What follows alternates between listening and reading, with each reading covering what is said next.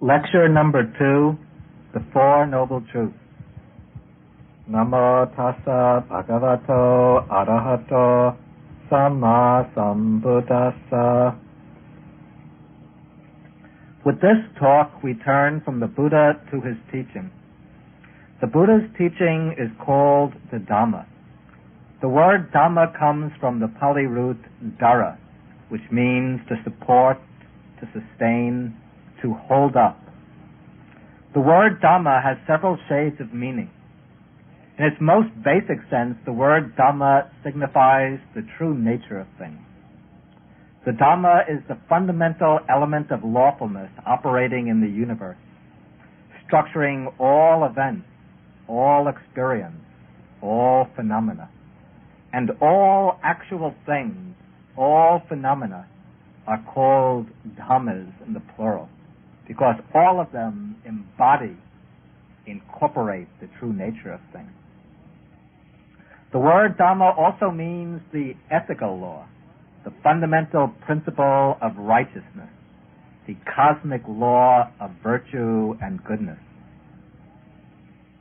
Dhamma also has a practical sense, something applicable to our own life. Dhamma is that which sustains us, which supports us, which upholds our own efforts to live in virtue and goodness. In this sense, Dhamma is the path. On one hand, it's the lower path of ethical virtue, which harmonizes with the cosmic moral law. Then also Dhamma is the supramundane path, the higher path, that leads to the realization of the true nature of things, that brings the attainment of truth. The word Dhamma also applies to the Buddha's teaching. The Buddha's teaching is called the Dhamma because this teaching makes known clearly, explicitly, perfectly the true self-subsistent Dhamma, the true nature of things. Now, in approaching the Dhamma, it is necessary to come to it with the right attitude, with the right frame of mind, with the right understanding and right intentions. By way of understanding the Dhamma, we should not take it to be a formulated creed, something that demands to be accepted on faith. Also, the Dhamma shouldn't be taken to be just a system of ideas, a set of doctrines, something to be played about with intellectually. The Dhamma, as we said, is essentially a path, a way that leads to the realization of truth. And Dhamma is also the truth that is to be realized in immediate experience. The Buddha's teaching as the Dhamma, as the formulation of Dhamma, involves a number of doctrines and principles. But these are presented to us not as fixed articles of belief, but as pointers, aids to awaken our own understanding, to bring about an opening of our own eyes of wisdom. The various doctrines presented in the Dhamma come out of the Buddha's own experience of enlightenment, not out of speculation, not out of belief, but out of his own realization of truth. And these same doctrines are presented to us with the aim of leading us to the attainment of enlightenment, so that we can share the Buddha's own insight into the true nature of experience. The Dhamma is called Upanayaka. It leads onwards, step by step, to a deepening realization of truth. It's called Niyanika, emancipating, leading to liberation. And where this realization of Dhamma is to take place is within ourselves, in our own experience. The Dhamma is the true nature of things, the truth that's written into our own experience. And this truth has to be seen within our own experience, the same way, with the same immediacy that we can see an object held in the hand. And to realize this truth, we have to travel the path of Dhamma, all by ourselves.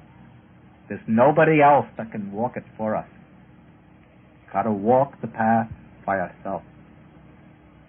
But the formulated Dhamma, the Dhamma taught by the Buddha, guides us in our effort to walk the path. It enables us to see, it points out what has to be understood. It doesn't present us with any neat system of ideas to be admired and discussed. It doesn't let us off with easy answers to the ultimate questions. What it gives us is basically the method, the way to find the answers for ourselves, the way to make our own discovery of truth. The Dhamma focuses upon the lived immediacy of human life, upon our own lives. It doesn't start off with any kind of theoretical postulates, any dogmas, any creeds to be believed. It begins with an observation, a simple observation, but one very profound, the gateway to all wisdom. This is the observation that human life is essentially problematic, that is beset with problems, difficulties, inadequacies, what the Buddha calls Dukkha, usually translated as suffering. And the value of the Dhamma is pragmatic and instrumental. It offers to show us the way out of our problematic situation, the way to attain inner freedom, to realize the highest and truest happiness. And the Buddha presents the Dhamma as the means to this goal, the method. And he compares the Dhamma to a raft. We use a raft to get from one side of a river to the other, not to worship, not to enshrine, not to put on our head and to carry around with us wherever we go.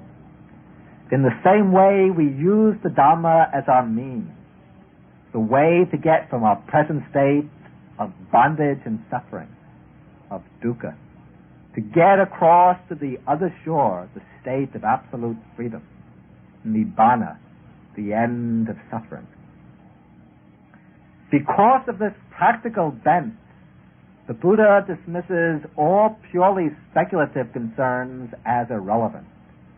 He says that he teaches only suffering and the cessation of suffering. And all other pursuits, all other philosophical pursuits, he says, are futile, misleading, even dangerous.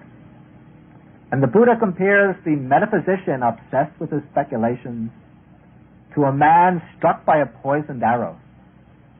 A man is lying, he's been hit by a poisoned arrow, a physician comes to him, offers to remove the arrow, and the man says, "No, I won't let you take out the arrow until you tell me the name of the man who shot me, what class he comes from, what his family is, what kind of material he made the arrow from, what kind of poison he used, what kind of bow he used.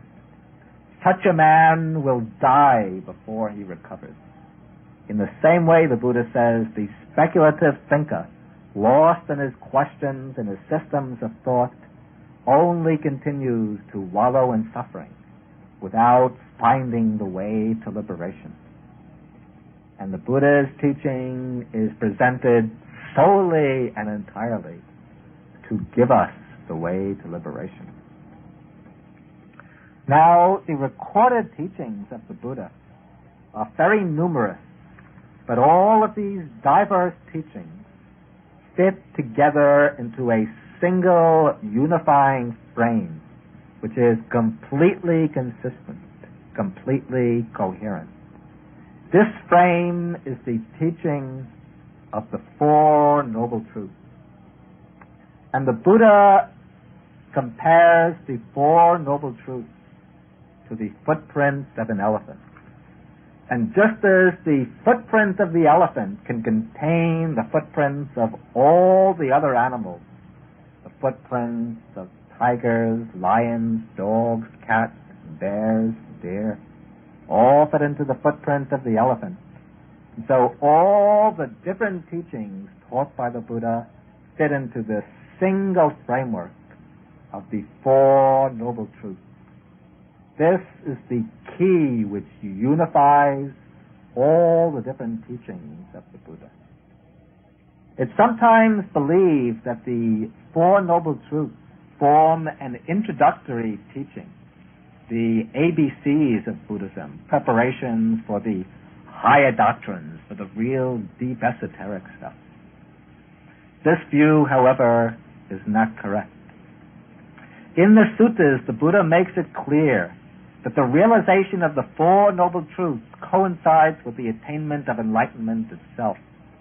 In his first discourse, spoken to his first 5 disciples, when he sets in motion the wheel of Dharma, the Buddha says that as long as I did not fully understand and penetrate the Four Noble Truths, I didn't claim in this world that I had reached the supreme enlightenment. But when I fully penetrated the Four Noble Truths, then I could claim that I reached the supreme enlightenment.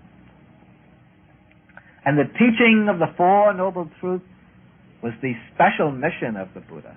It's called the Samukhangsika Dhamma Desana, the unique Dhamma teaching of an enlightened one. And the Buddha says that just as when the sun and moon haven't appeared in the world, then there's no shining forth of light, no radiance, but only darkness covers the world. And there's no discrimination of day and night, of the seasons and the years. In the same way, he says, as long as a Buddha doesn't appear in the world, then there's no teaching, no exposition of the Four Noble Truths, but only spiritual blindness and darkness prevails. But when a Buddha arises in the world, that is like the arising of the sun and the moon, shedding great light over the world. When the Buddha appears, then there's a teaching of the Four Noble Truths, the explanation and analysis and exposition of the Four Noble Truths. So the special purpose of the whole Dhamma is to make known the Four Noble Truths. And the special aim of those treading the path to enlightenment is to see for themselves the Four Noble Truths. The Buddha says that as long as we remain blind to the Four Noble Truths, we are lost in ignorance. We roam in samsara, the ocean of birth and death, the round of suffering. But when we awaken to the truths, when we make them a living experience, that is the wisdom of enlightenment. That leads to nibbana, to the freedom of the liberated mind. Now, before we can realize the Four Noble Truths, we have to understand them. And to understand them, we have to learn what they are. The first Noble Truth is the truth of Dukkha. The term Dukkha is usually translated as suffering, but as we'll see, the Pali word has a much deeper meaning than this word. The second truth is the truth of the origin of Dukkha, the cause of suffering. And this the Buddha identifies as craving, or thirst, the blind, self-centered desire. The third noble truth is the truth of the cessation of dukkha, the end of suffering, which the Buddha identifies as nibbana, the deathless state. And the fourth noble truth is the truth of the path, the way to liberation from dukkha. That is the Noble Eightfold Path. And from this explanation, we can see that the Four Noble Truths actually center around a single theme, a single subject. That is what's called dukkha. And they differ simply in that they treat this theme from four different angles. The first truth lays out the problem, the forms of dukkha. The second truth traces the problem to its cause. The third truth gives us the solution. And the fourth truth maps out the means to achieve the solution. Now, since the whole concern of the Four Noble Truths is with the problem of dukkha, our understanding of the Dhamma hinges upon the way we understand this word. Now, the word dukkha has often been translated as suffering, pain, and misery. And while these capture part of its meaning, they also give rise to misconceptions. Part of the problem is the fact that there's no single English word that really does justice to the original Pali word. The Pali word dukkha originally meant pain and suffering, and the Buddha sometimes uses it in this limited sense when he speaks about unpleasant feelings of body and of mind and calls them dukkha vedana, painful feelings. But the Buddha took this word of common usage and he raised it to a higher level, a philosophical level where it expresses a deep and comprehensive vision of human existence.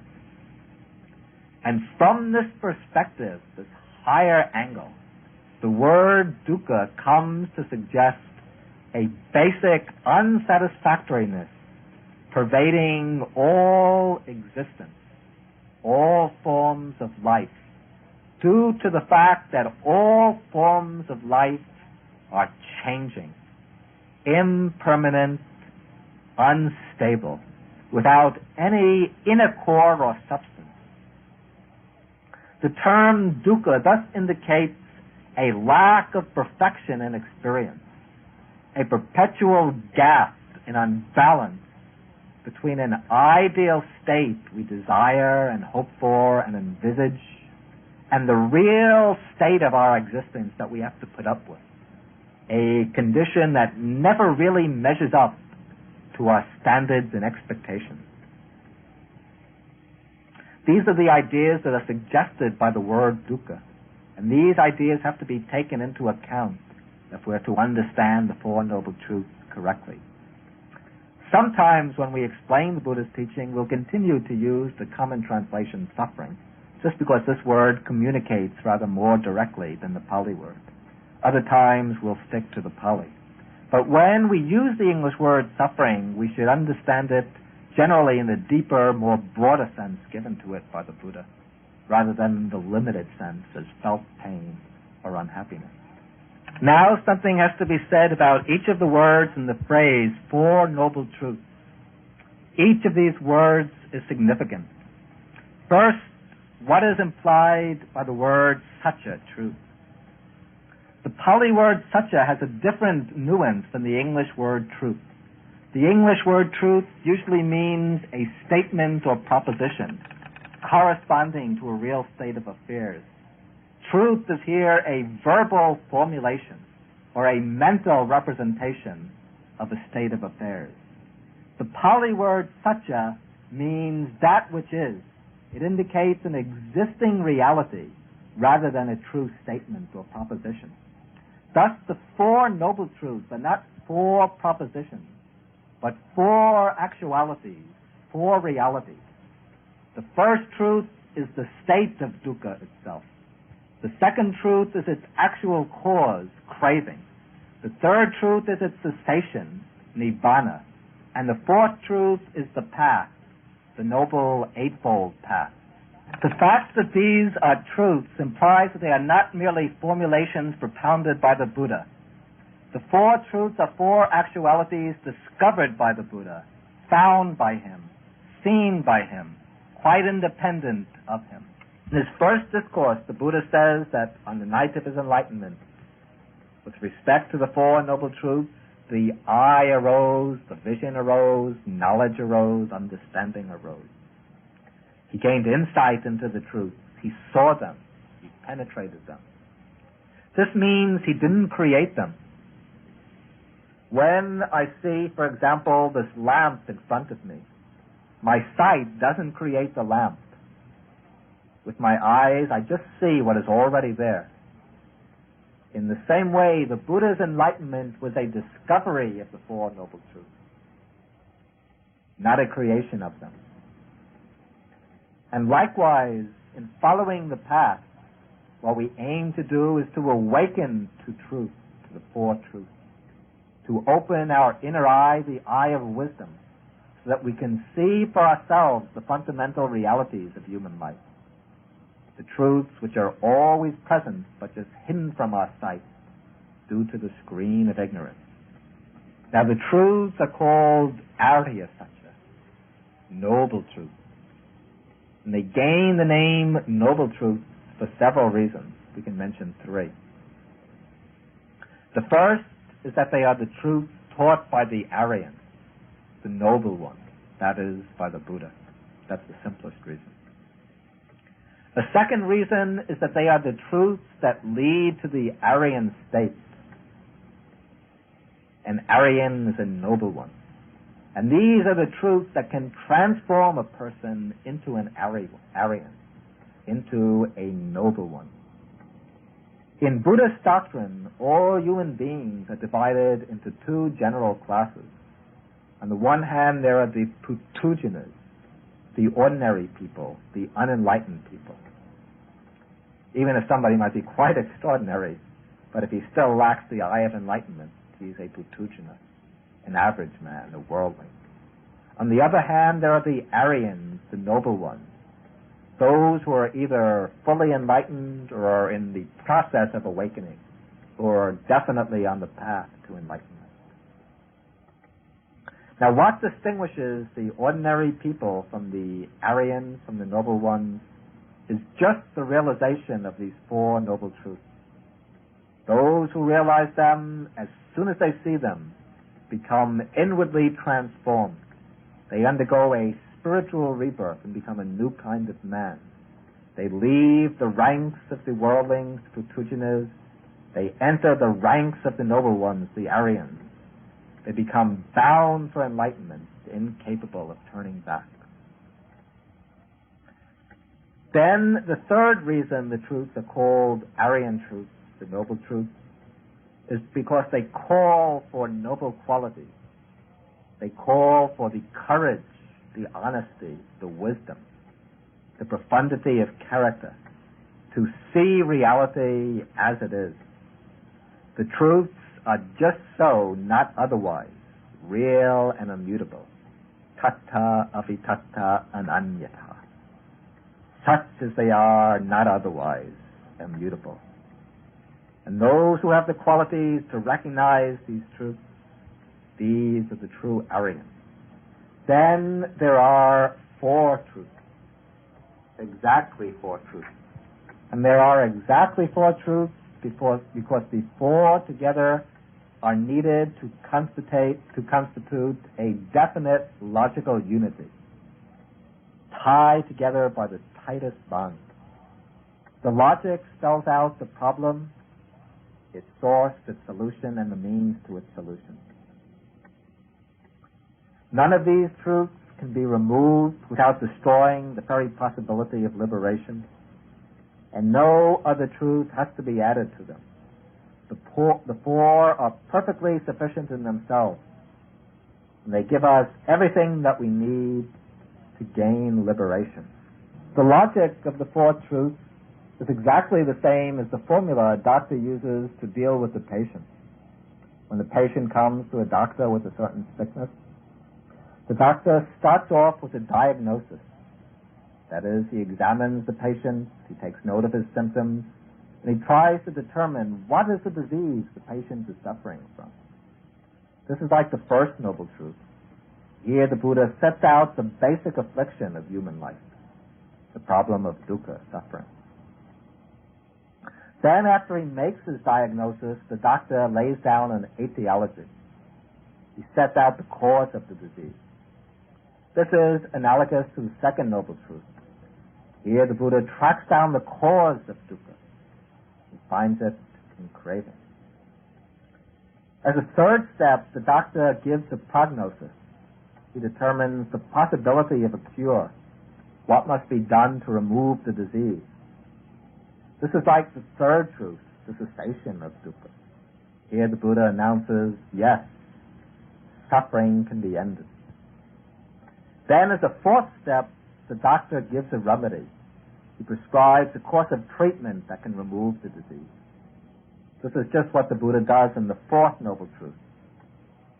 He prescribes the Noble Eightfold Path. This is the medicine for curing the disease of suffering. Now we will deal with each of the four noble truths individually, examining each in detail. And we start with the first noble truth, the Dukkha Satyam, usually translated the noble truth of suffering.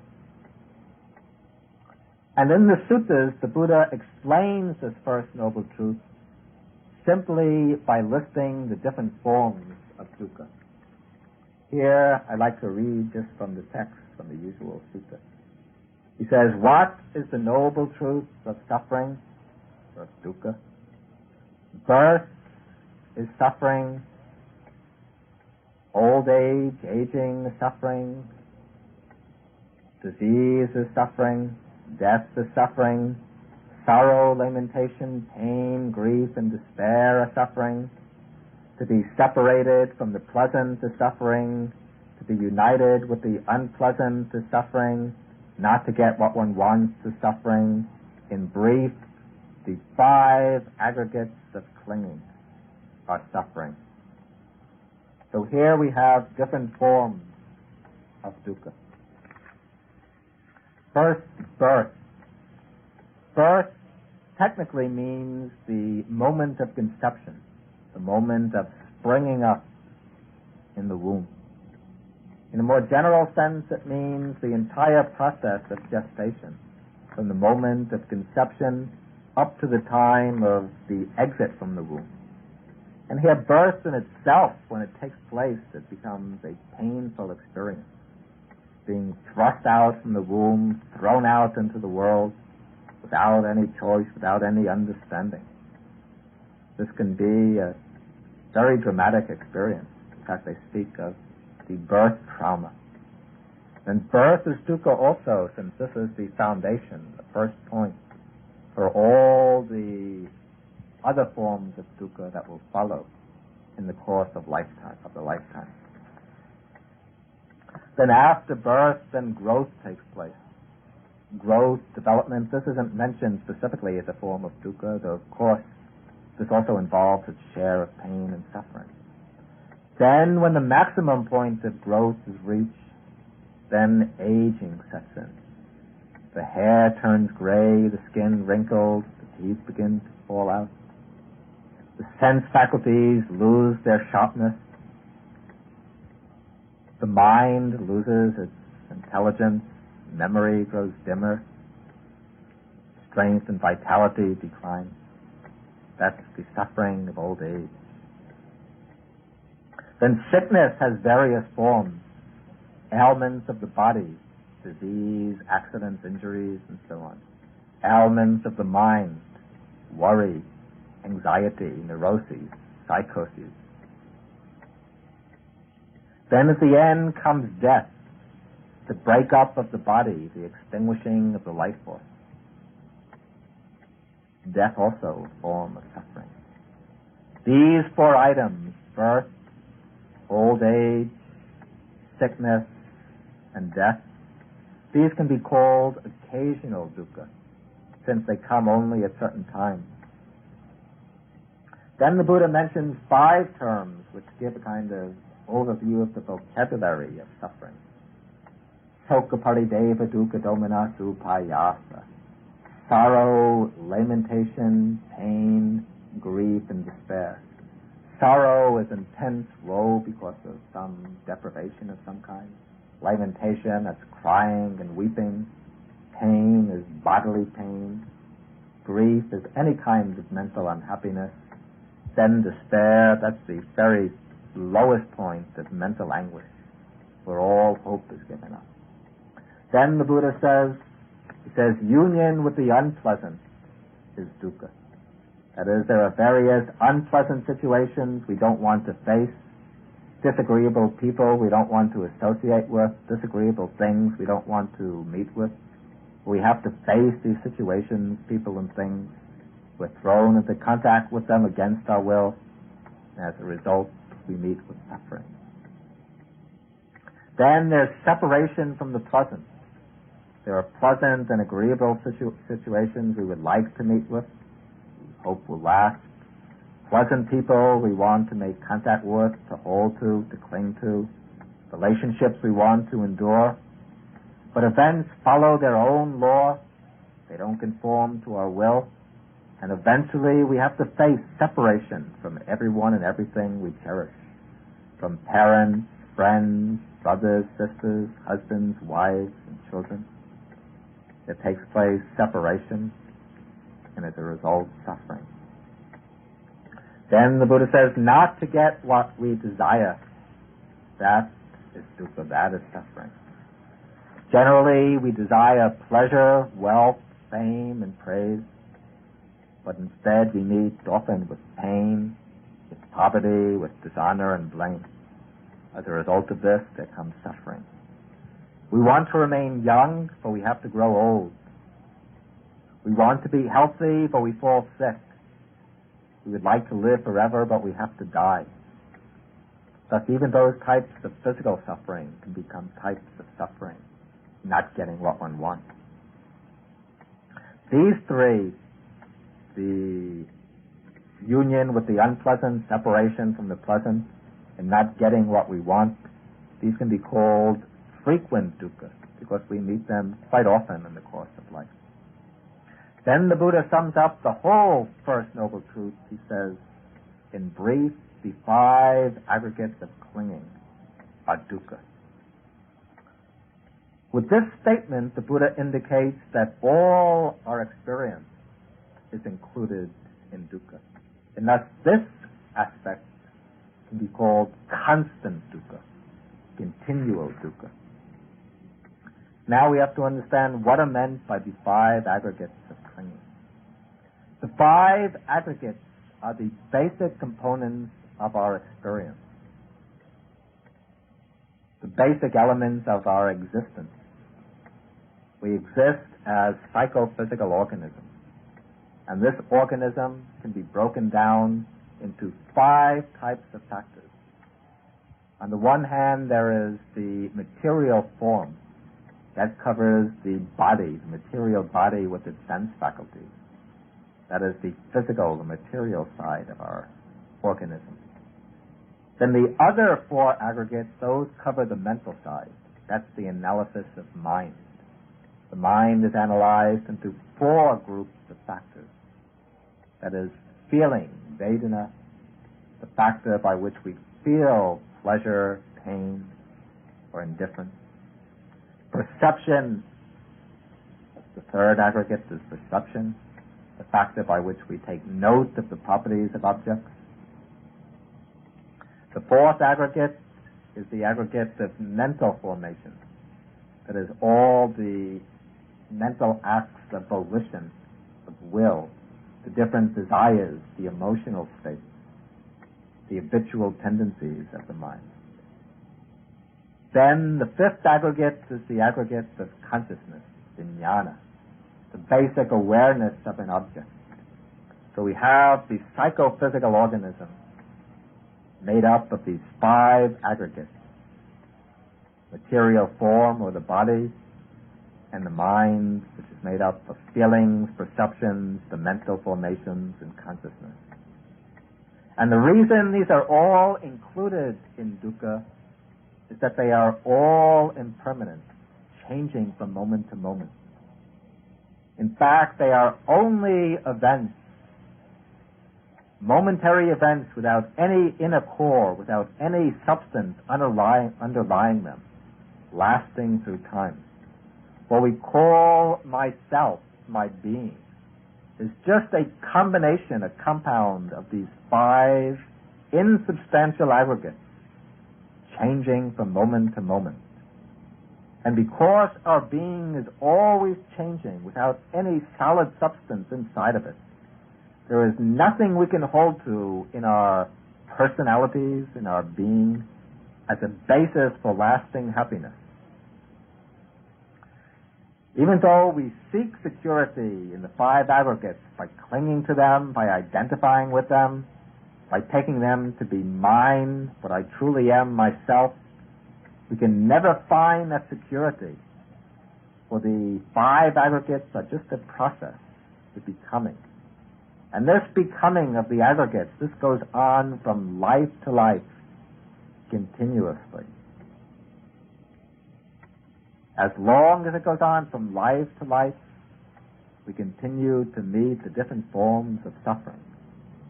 Thus, the aggregates are the basis for all dukkha, for all suffering. It is they that are born, the aggregates that are born, the aggregates grow old, the aggregates fall sick. The aggregates meet pain and sorrow and eventually die. So the 5 aggregates of clinging are dukkha.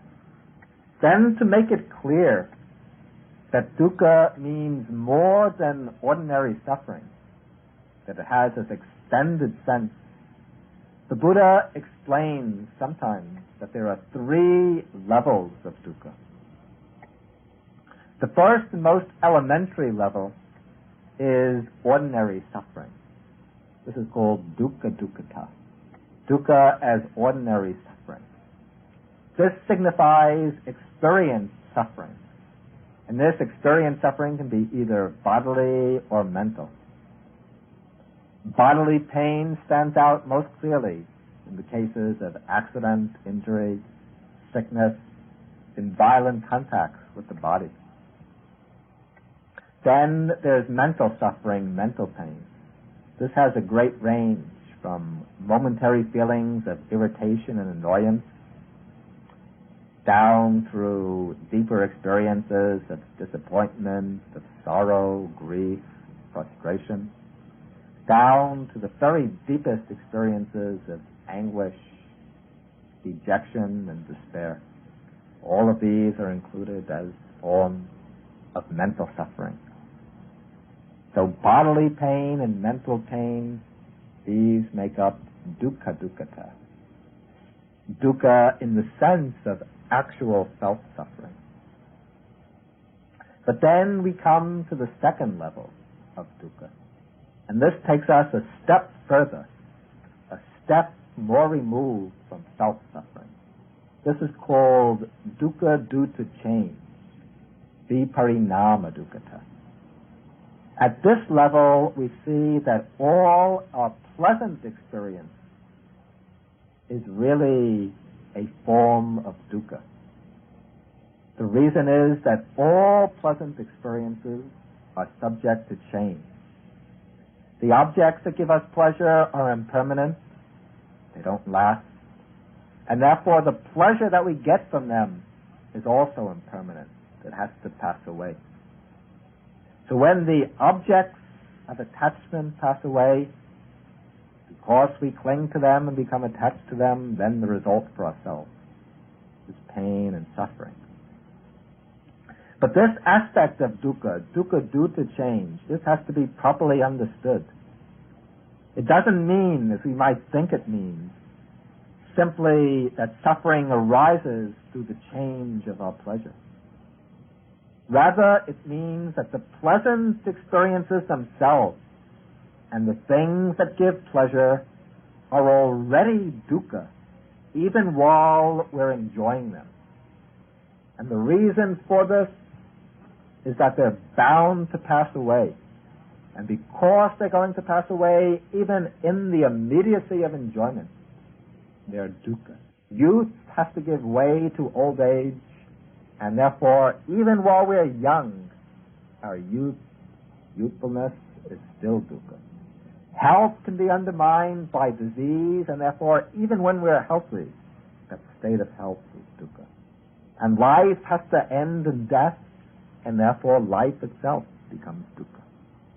The third level of dukkha, this takes us to the deepest implications of the truth of suffering, the first noble truth. This is called sankhara dukkata, the dukkha of conditioned formation. The word sankhara here means conditioned formation. This is the aspect of dukkha the Buddha points at when he says the 5 aggregates of clinging are dukkha. The conditioned formations are the 5 aggregates. And these 5 aggregates, as we just explained, are the elements of our being, of our person.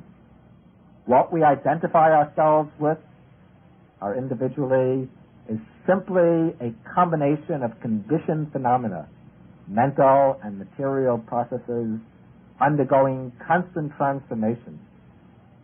And these 5 aggregates function by themselves. We don't have mastery over them. We don't have absolute control over them. We can't govern them according to our will. They go their own way. They're unstable, impermanent, subject to rise and fall. And because they're in this constant process of rising and falling, for one with deep wisdom, they're experienced as dukkha, unsatisfactory. That is the profound meaning of sankhara dukkha, the unsatisfactoriness of conditioned formation. Now, the teaching given by the Buddha in the First Noble Truth often tends to arouse a certain degree of emotional resistance. This gives rise to misunderstandings, sometimes to false charges. The Buddha's a pessimist, a negativist, one who sees only the dark side of things. However, we have to understand the Buddha's purpose, intention, in teaching the First Noble Truth. The Buddha's aim in his whole Dhamma is to lead us to liberation, to lead us out of an unsatisfactory situation. And the way to liberation lies through correct knowledge, through seeing and understanding our existence as it is. In coming to the Dhamma, we have to come with an open mind, ready to look at things objectively, to see them as they are, yatha bhutang jnanadasana, knowing and seeing things as they are. And this calls for some effort, and sometimes it involves some amount of internal friction.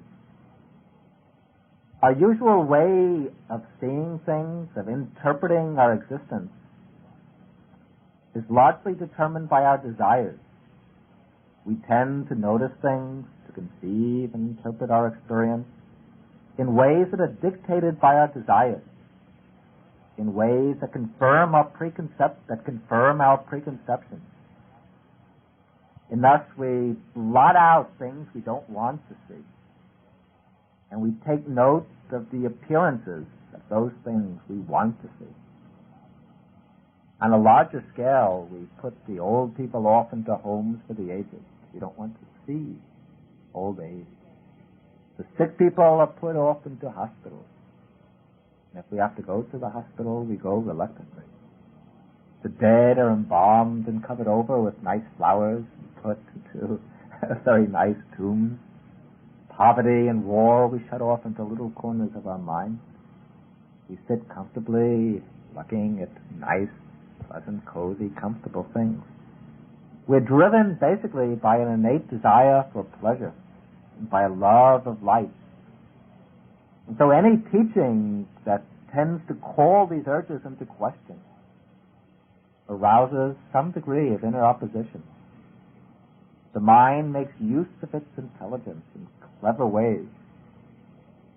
It uses ploys to justify its attachment. It's clinging to its pleasures, to justify its own neat little picture of the world. And so we set up thick emotional screens around our mental eyes.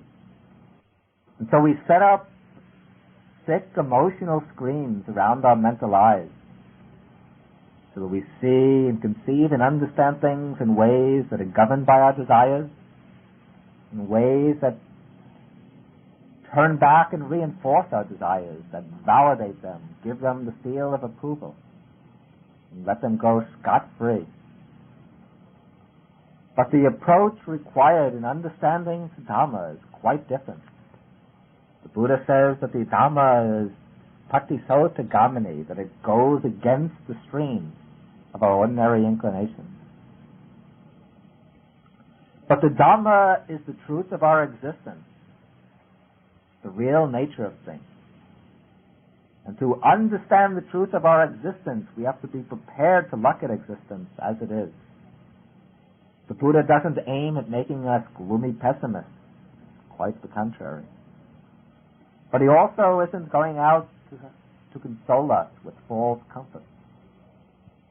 The Buddha's aim is to awaken us, to make us seers of truth, seers of that which is. For it is only seeing seeing rightly that leads to freedom. And to become seers of that which is, we have to stop seeing what we want to see. We have to undergo a kind of process of unlearning, to remove the screen of prejudices and pre-established views.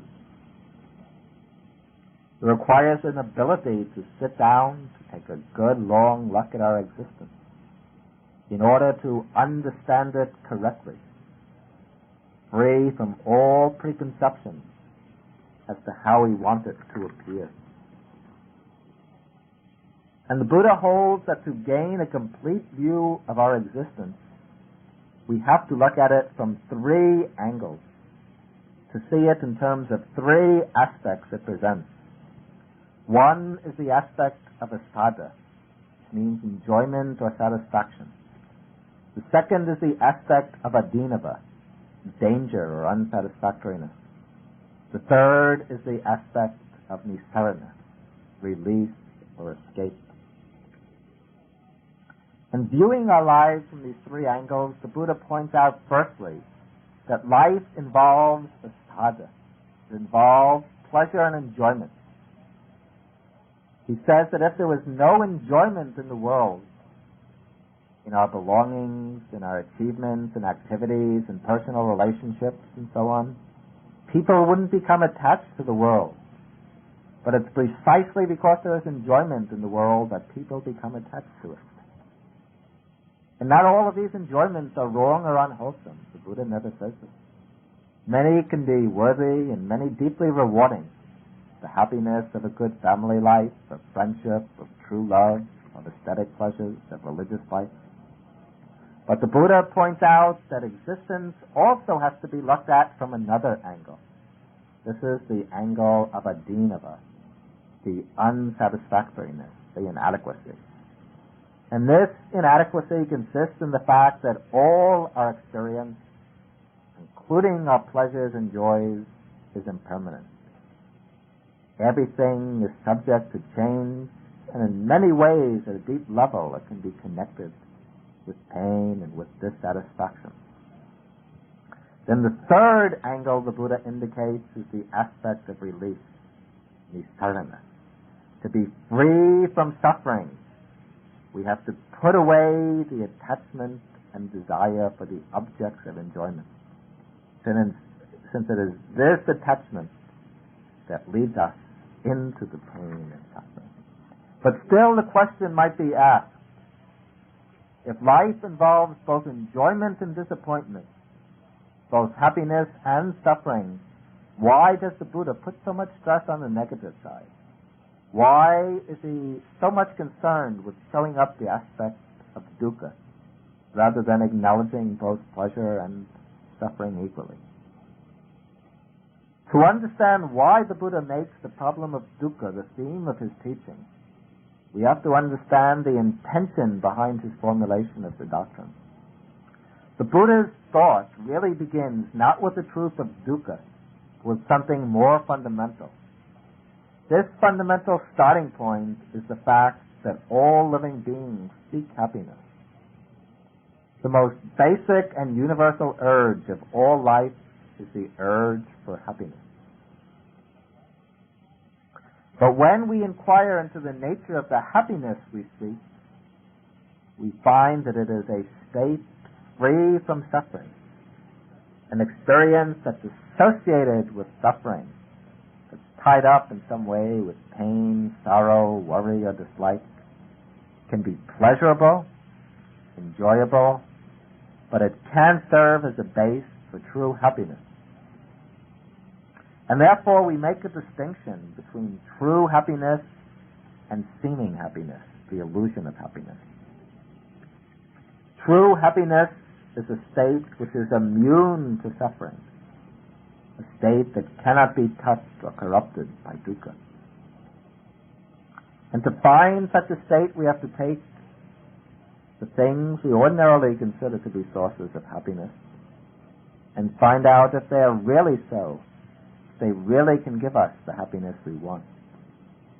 A perfectly complete satisfaction free from any mixture with suffering. And if they cannot do so, if they should turn out to be connected with suffering or to lead into suffering, then we have to draw the conclusion that they're really dukkha, concealed forms of dukkha.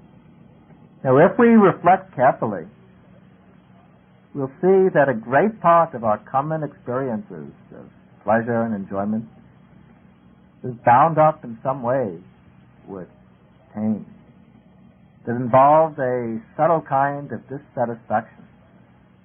This might not be evident at once, but it becomes clear when we reflect carefully. We use what the Buddha calls yoniso manasikara, wise consideration. Let's take the things we ordinarily turn to for happiness. What are these? Sense pleasures, the beauty and health of the body, feelings of aesthetic enjoyment, interpersonal relations, most generally life itself. The Buddha examines all of these sources of happiness in different places in the suttas, and he shows how they're all defective, how they fail to measure up to the criterion we set for true happiness. First, take sense pleasures. Sense pleasures give some amount of happiness, but they're bound up with excitement and with agitation. When we enjoy them, we tend to grasp them, to clutch them, to try to draw from them whatever enjoyment they can give. And our enjoyment might be accompanied by anxiety and worry. We're afraid that the objects of pleasure will perish, be stolen, or lose their flavor. Or the people who give us pleasure will leave us. Or our enjoyment might be mixed with guilt when we enjoy them at the expense of someone else. The enjoyment leads to greater attachment. We cling even more tightly to the sources, to the sense enjoyment. Become more and more dependent on them. Develop kind of addiction to them. Then, when the pleasurable objects or persons are lost, we feel sorrow and grief. And often we find that the pleasures that we've sought for, when we get them, they don't give us the happiness, all the happiness that we expected of them. Even when we get them, even when we're satiated with them, they still leave us feeling hollow, unfulfilled, discontent. Then we cling to the body when it's beautiful and healthy, become proud of it and happy with it. But as time goes by, the body loses its beauty, its health. It grows old, it can fall sick, it becomes ugly. Then there comes sorrow. Aesthetic feelings, religious experiences, even meditative experiences, might give some kind of serene and detached happiness, but that's not permanent. Personal relationships, these can be deeply fulfilling, but again, they're not stable. Sometimes the personal feelings change. Sometimes friction breaks out, misunderstandings. Then this will be followed by parting and separation. And even when the relationships are fruitful and lasting, they still can't last forever. In the end, we have to be separated from everyone we love. Death comes and breaks the connection. Then life itself, this is taken to be the ultimate good, the source of all our happiness. But let's take a close look at life, at our existence. And to reach a valid evaluation of existence, we have to go beyond our own standpoint. We have to look at life in general, sentient existence in general. We have to widen our mental horizons, to stretch our consciousness outwards, to cover all life, to see what is the degree, the amount of experience, pain and suffering in life. From our own position of relative prosperity and security, the fact of suffering might not be very serious. It might seem remote, something maybe that we meet with only occasionally. But if we open our mental eyes, if we extend our sense of identity to all that lives, we'll see that the suffering in the world is really very vast, very pervasive, sometimes very terrible. We have to think of the millions of people without enough food to eat, children going hungry, starving, undernourished, people without clothing and shelter, refugees and orphans, people afflicted with various diseases, lying in hospitals without adequate medical care, without hope of recovery. We have to think of the old people, lonely, neglected, despondent, dying too slowly. We have to think also of the people who might be healthy and well-nourished, but they're living in totalitarian countries with tyrannical governments, living filled with fear and distrust, unable to think freely and to express their thoughts freely. Also, we have to think of those who are caught in the net of violence and the destruction of war. Think of those, the victims of accidents, earthquakes, fires, floods. Think also of those who are well off and successful and prosperous, living in free countries, but their lives are unfulfilled. They have no sense of purpose. To use Thoreau's words, people who are living lives of quiet desperation. Then we have to think more widely even than the human world. Think of the animals as well. Wild animals living in a constant struggle for survival. The only rule is to devour or to be devoured, to kill or to be killed.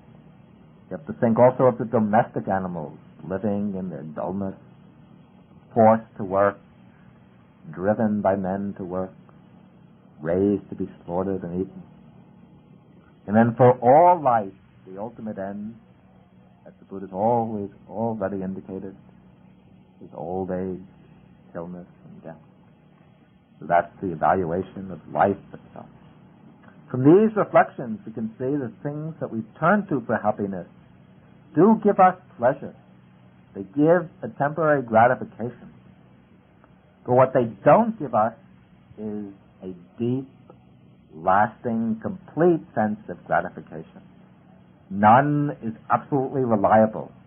They change, they break up, they prove disappointing, they issue in more clinging. At their core, they're inadequate, unsatisfactory, and thus they turn out to be really forms of dukkha. So it might be claimed that even though life has its share of suffering and disappointment, still it offers its opportunities for pleasure. Now we should grasp these as long as we have the chance. Even though things are impermanent, they have to change, still we can try to grasp as much enjoyment as we can. Just when one enjoyment goes, let go of it and choose another. That would be the philosophy of gather your rosebuds while you may. That might be a true principle if this were the only life that we live. But the Buddha teaches that this is not the only life. And to really get a complete picture of the full range of dukkha, to see dukkha in its fullest measure, we have to take account of one additional fact. One fact which will multiply the range of dukkha to infinity. And this is the fact of rebirth. The Buddha teaches that we do not live one time only, but many times, countless times. Our life is part of a succession of rebirths, a process of repeated existence that's been going on since beginningless time. This is samsara, the wheel of rebirth, the wheel of birth and death. One life succeeds another without any first point. Birth, growth, decay, and death, followed by more birth, growth, decay, and death. That is the pattern that's been repeating itself over and over, countless times, without beginning. And the consequences of this teaching on samsara, the round of rebirth, consequences are very important. The Buddha himself makes the point in a group of suttas in the Samyutta Nikaya called the Anamatagga Samyutta, the collected sayings on the beginningless samsara. He says that countless times in our wandering through the round of birth and death, we've experienced the deaths of our parents, the deaths of brothers, of sisters, children, and friends. Countless times we've met sorrow and grief, separated from the pleasant, united with the painful. We've wept and lamented, and we've shed more tears than there's water in the great ocean. Life after life, crying and weeping, we shed more tears than the water in the ocean. As long as we go on, we're likely to meet the same forms of suffering over and over in the future. And we meet suffering in all the different planes of existence. In the course of our wandering through birth and death, we've inhabited all the different planes. The heavens, the lower world, the human realm, the animal realm. And many times we've experienced the dukkha of those planes. And our future is uncertain. Just a turn of the wheel, the transition from death to birth, separates us from rebirth into lands torn by poverty, by oppression, by war, or from rebirth into the lower world. And even life in the heavens is no consolation. For life in all the planes of existence comes to an end, and so when heavenly life comes to an end, will be followed by a rebirth someplace else. We don't know where.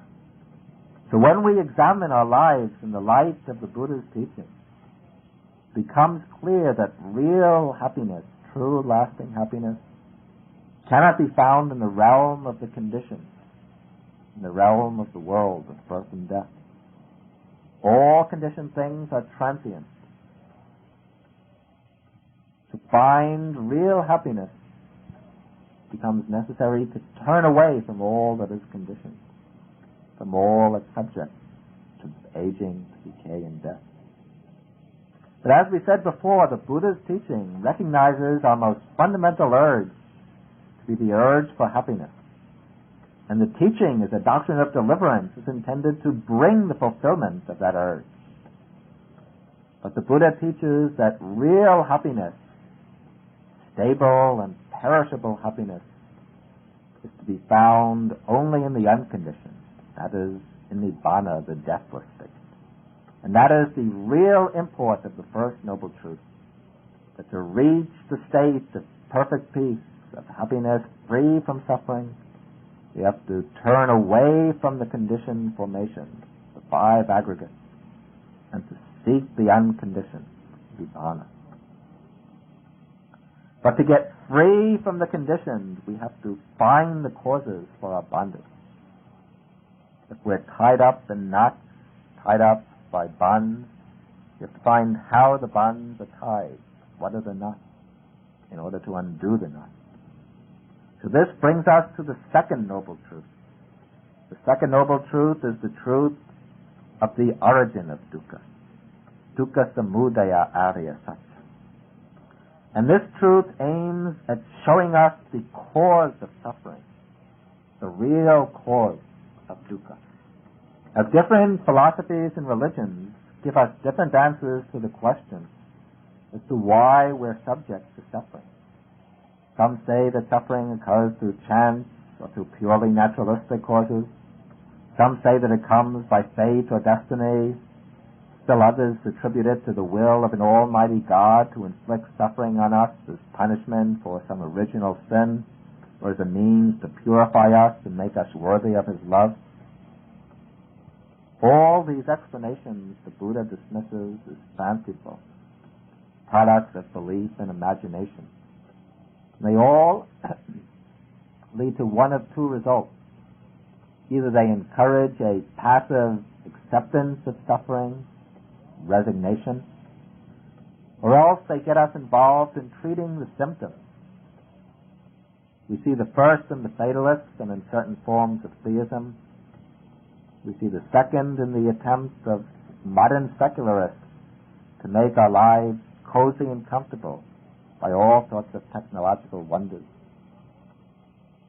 But the Buddha's approach to the problem of dukkha is quite different.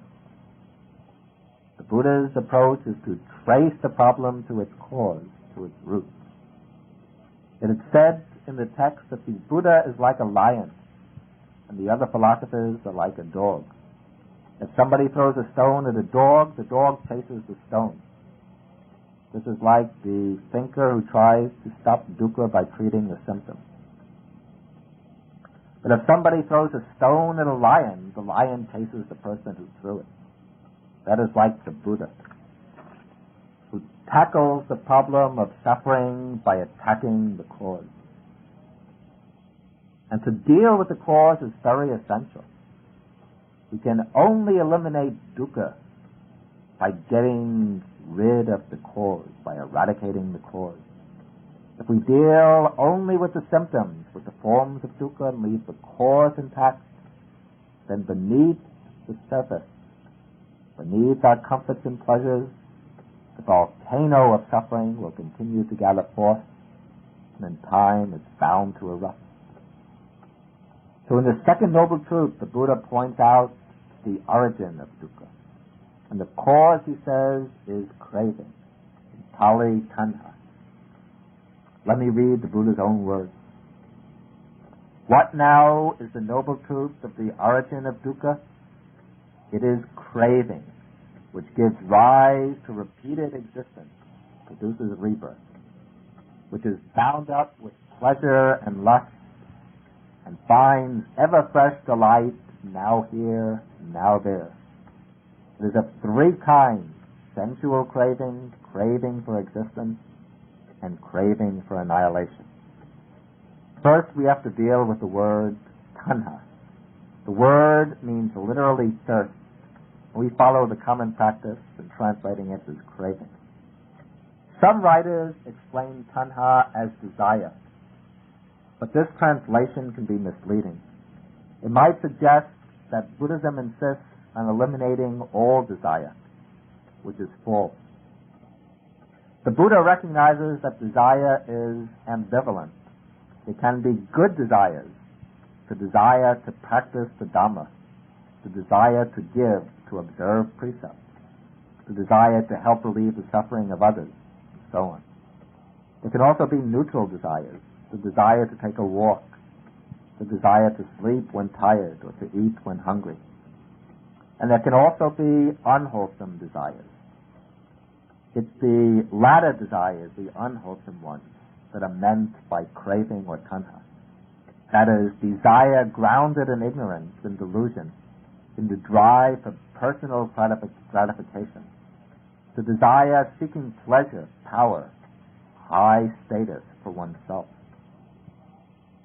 And though craving is singled out as the cause of dukkha, it shouldn't be thought of as the only factor involved in the origination of suffering. Tanha is selected because it is the chief factor, the principal and the most pervasive factor. Craving is the active accumulator of dukkha, the factor which can be seen most clearly in the workings of our minds, and the factor which has to be brought under control in treading the path. But craving always works in a whole complex of factors.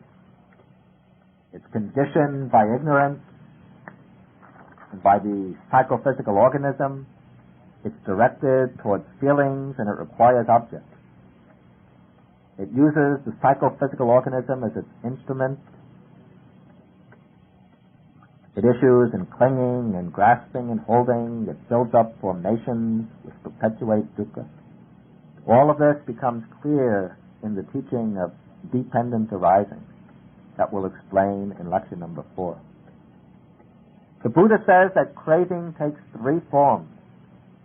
There's sensual craving, kama tanha, craving for existence, bhava tanha, and craving for annihilation, vibhava tanha.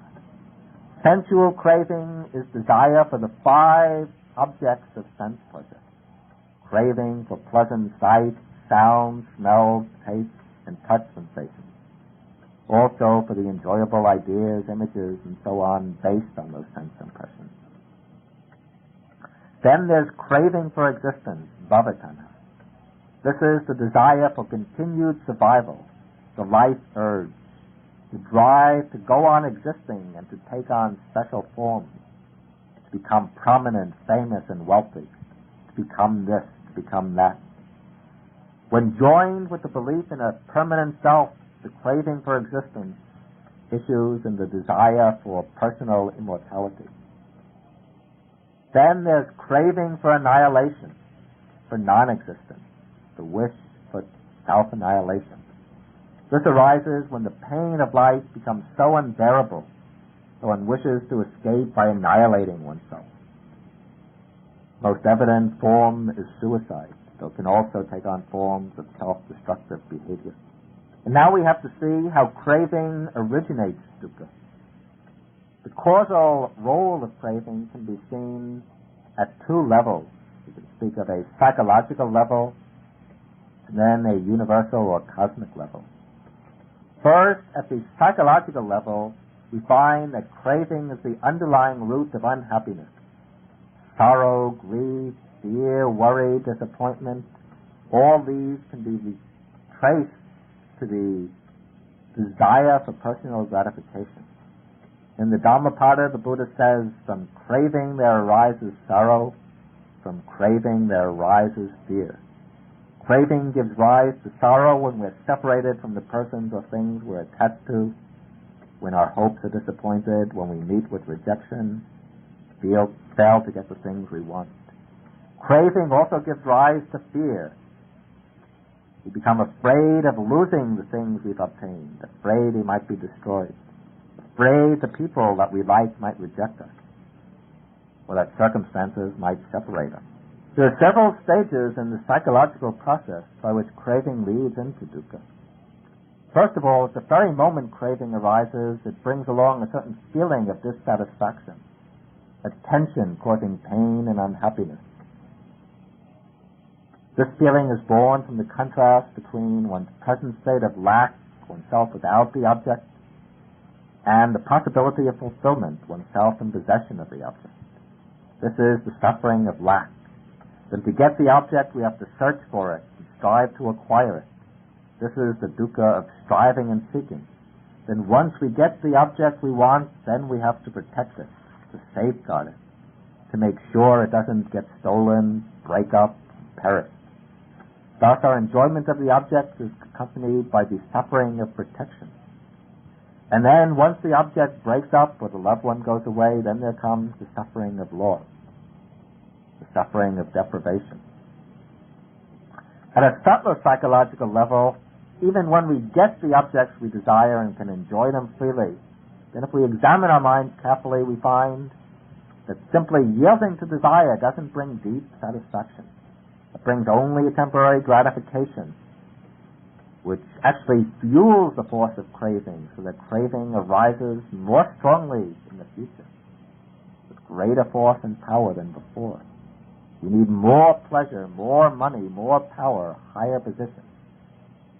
It becomes even more demanding, more insatiable. Like a fire, we throw the wood onto the fire subsides a little, then once the wood catches the flame, the fire blazes more intensely, burns stronger than before. In that way, craving brings an even stronger inner dissatisfaction, a more compelling need to acquire a new object, to fill the void. So that's the way craving becomes the origin of suffering at the psychological level. Then, passing to a deeper level, we see a connection between craving and dukkha, in that craving is the force which fuels the round of rebirth, samsara. The Buddha describes craving as ponobhavika, leading to repeated existence, to new rebirth. He also says that craving seeks delight now here and now there. As long as the body lives, the mind clings to it. And craving uses the body as its means for finding delight. At death, the body stops functioning, so it can no longer support the stream of consciousness. But the craving remains, so when the link between the mind and the body is broken at death, then craving drives the current of consciousness onto a new body. It latches onto a new body as its physical form, brings about rebirth. Conception sets in, the embryo is formed, and the drive for existence continues in a new form, with a new body as its support, renewing its search for pleasure and enjoyment.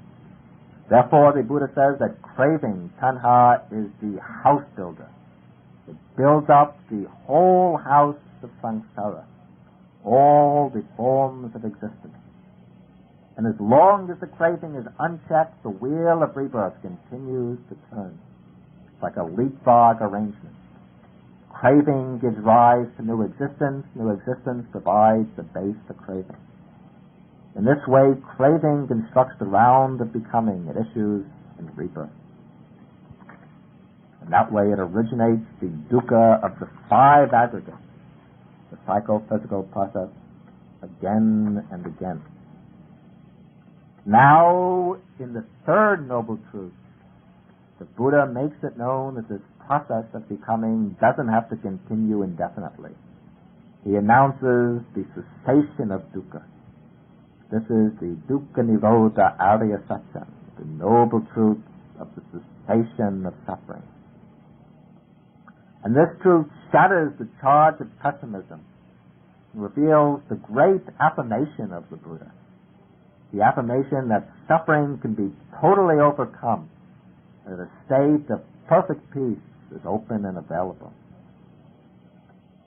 Now, the cessation of dukkha is arrived at simply by following through to its conclusion the logic of causality underlying the 2nd Noble Truth. If craving is the origin of dukkha, then the key to putting an end to dukkha lies in eliminating craving. And so the cessation of dukkha is the complete cessation and elimination of craving. Now, the cessation of suffering that comes with the end of craving, this can be understood at 2 levels, the psychological and metaphysical level, corresponding to what we said before about craving as the cause of suffering. First, at the psychological level, when craving is cut off, then all mental unhappiness comes to an end. The mind is utterly released from sorrow, worry, fear, grief, and distress. But this is not a mere negative state, but corresponding to the end of dukkha there comes the great peace, mahashanti, the supreme happiness, complete joy. The liberated one, the arahant, lives in perfect peace, always content, always serene and happy. He can still experience physical pain that comes to the body. He can still fall sick, and he has to grow old and die. But since his mind is released from all clinging, these cause him no disturbance. He goes through them without sorrow. His mind stands unshakable among all the vicissitudes of life. Then, with his death, the whole process of becoming comes to an end. Since he's abandoned craving, there's no seed for new existence. Samsara, the round of rebirth, draws to a close. This is the state of final deliverance. But this end of dukkha, this is not annihilation, not a plunge into utter non-being, but simultaneously it's a full attainment of the unconditioned nibbana. The liberated one passes out from the world of becoming to a state which is immeasurable and inconceivable, beyond the range of concepts and words. Thus, the 3rd Noble Truth, the cessation of dukkha, is the reality designated nibbana. Then, in the 4th Noble Truth, the Buddha points out the way to bring about the end of dukkha, the path to reach nibbana. That way is the noble Eightfold path, which consists of the 8 factors: right views, right intentions, right speech, right action, right livelihood, right effort, right mindfulness, and right concentration. This is a practical course of treatment which can be applied to our life to overcome the problem of dukkha.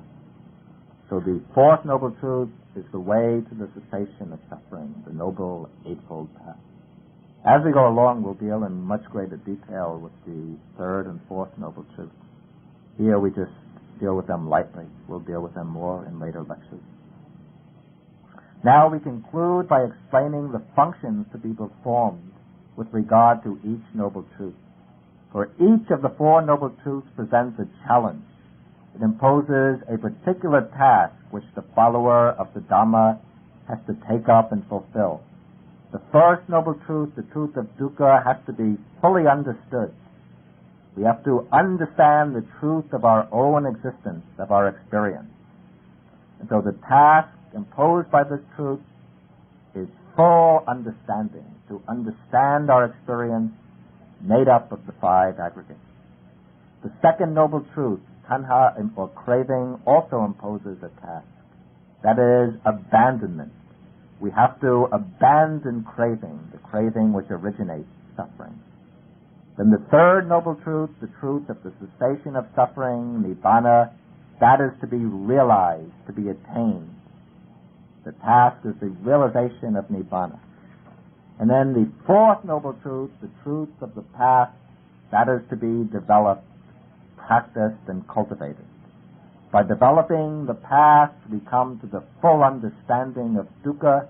By understanding dukkha, we abandon craving.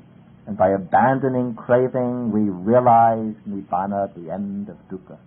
In this way, the development of the path is the key to fulfilling all four functions regarding the Four Noble Truths.